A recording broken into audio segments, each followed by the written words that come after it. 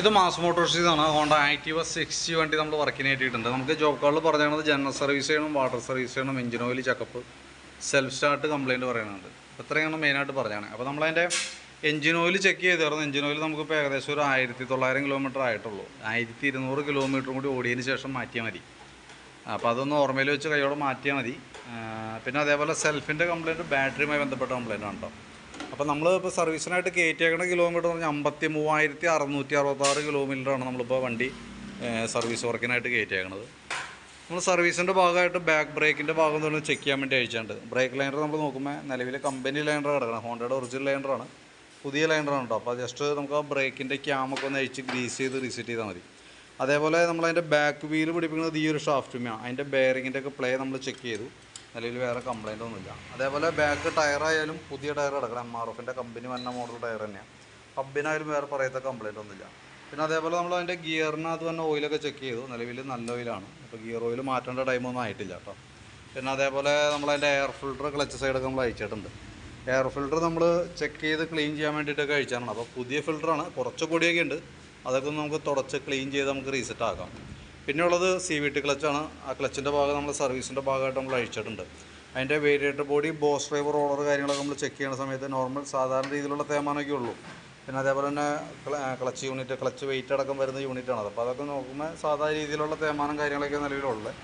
പിന്നെ അതേപോലെ നമ്മൾ അതിൻ്റെ ബെൽറ്റ് ചെക്ക് ചെയ്തു. കമ്പനി ബെൽറ്റാണ്, ഹോണ്ടയുടെ ഒറിജിനൽ ബെൽറ്റ് അടക്കണം, പുതിയ ബെൽറ്റാണ് കേട്ടോ. അപ്പോൾ ക്ലച്ചിൽ വേറെ മേജറായിട്ടുള്ള കംപ്ലൈൻറ്റ് കാര്യങ്ങളൊന്നുമില്ല. അപ്പോൾ ജസ്റ്റ് ഒന്ന് ഗ്രീസ് ചെയ്ത് റീസെറ്റ് ചെയ്താൽ മതി.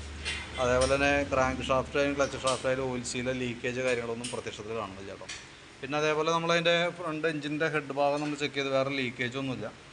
പിന്നെ അതേപോലെ നമ്മളതിൻ്റെ ആക്സിലേറ്റർ കേബിളിൻ്റെ ഭാഗം നോക്കി. ആക്സിലേറ്റർ കേബിളൊക്കെ പുതിയ കേബിളാണ്, വലിയ പഴക്കമായിട്ടില്ല. പുതിയ കേബിളല്ല, പക്ഷെ എന്നാലും വലിയ പഴക്കമായിട്ടില്ല. അത്യാവശ്യത്തിന് പ്ലേ കാര്യങ്ങളൊക്കെ ഉണ്ട്. പിന്നെ നമുക്ക് ഫ്രണ്ടിലേക്ക് വരുമ്പോൾ ഫ്രണ്ട് വീലും കൂടി ഭാഗം നമ്മൾ അഴിക്കും. കാരണം നമുക്ക് ബാക്ക് വീൽ അഴിച്ചാണ് പറഞ്ഞാൽ അതിന് ശേഷം നമ്മൾ ഫ്രണ്ടും കൂടി അഴിച്ചിട്ട് ബ്രേക്ക് ക്യാമൊക്കെ ഒന്ന് അഴിച്ച് ഗ്രീസ് ചെയ്ത് റീസെറ്റ് ചെയ്യും. അതേപോലെ തന്നെ ഫ്രണ്ടും ബാക്കും ടയറിൻ്റെ പ്രഷർ കാര്യങ്ങൾ നമ്മൾ ചെക്ക് ചെയ്യും. ഫോണ്, ഇൻഡിക്കേറ്റർ, അങ്ങനത്തെ ഐറ്റംസൊക്കെ, ഇലക്ട്രിക്കലായിട്ടുള്ള ഭാഗങ്ങൾ, സ്വിച്ച് ഐറ്റംസ്, അതെല്ലാം സർവീസിൻ്റെ ഭാഗമായിട്ട് നമ്മളൊന്ന് ടെസ്റ്റ് ചെയ്ത് പോകും നിലവിൽ കേട്ടോ. കംപ്ലയിൻസ് ഒന്നും പ്രത്യക്ഷത്തിൽ കണ്ടിട്ടില്ല. നമ്മളെന്നാലും കൂട്ടത്തികൾ ചെക്ക് ചെയ്ത് പോകുന്നുണ്ട്. പിന്നെ നമുക്ക് സെൽഫുമായി ബന്ധപ്പെട്ട കംപ്ലയിൻറ്റ് ഓൾറെഡി ബാറ്ററിയാണ്. നമ്മൾ അതിക്ക് മുമ്പത്തെ സർവീസിൽ പറഞ്ഞിട്ടുണ്ടായിരുന്നു ബാറ്ററി കംപ്ലയിൻ്റ് ആണെന്നുള്ളത്. ഓൾറെഡി നമുക്കിത് ഇരിക്കുന്നത് വണ്ടി വന്നപ്പോൾ ഉള്ള ബാറ്ററിയാണ്. ഞാനതിൻ്റെ വോൾട്ട് നോക്കുമ്പോൾ 12.95 വരെ കാണിക്കും. അപ്പോൾ അതുകൊണ്ട് തന്നെ ഹോൺ, ഇൻഡിക്കേറ്റർ കാര്യങ്ങളൊക്കെ ക്ലിയർ ആയിട്ട് വർക്കാവും. സെൽഫ് നമുക്ക് ലോഡ് എടുക്കാനായിട്ട് സമയത്ത് നോക്കുമ്പോൾ 7.62 വന്നിട്ടുണ്ട്. അപ്പോൾ 8.5 വോൾട്ടിൽ താഴേക്ക് പോയാൽ ബാറ്ററി മാറ്റി വയ്ക്കണം. കാരണം എന്ന് വെച്ചാൽ അപ്പോഴത്തേക്കും കംപ്ലൈൻറ്റ് കാണിച്ചു തുടങ്ങും. ആ സ്ഥാനത്താണ് 7.6 വന്നതാണ് കേട്ടോ. അപ്പോൾ നമുക്ക് നിലവിൽ എന്തെങ്കിലും ബാറ്ററി മാറ്റിയിടാം. ഓൾറെഡി കംപ്ലൈൻറ്റ് ആണ്, അത് പറഞ്ഞിട്ടുണ്ട്. പിന്നെ എഞ്ചിൻ ഓയിലിൻ്റെ കേസ് നമ്മൾ ചെക്ക് ചെയ്തു. ഈ പറഞ്ഞ പോലെ ഓയിൽ കളർ വേരിയേഷനൊന്നും ഇല്ല, നിസ്സാര വേരിയേഷൻ വന്നിട്ടുള്ളൂ. 1200 കിലോമീറ്റർ കൂടി ഓടാനുണ്ട്. അപ്പോൾ അത് ഓടിയതിന് ശേഷം വന്നിടയ്ക്കും. അപ്പോൾ അടുത്ത സർവീസ് വരെ നോക്കിക്കൊണ്ടിരിക്കരുത്.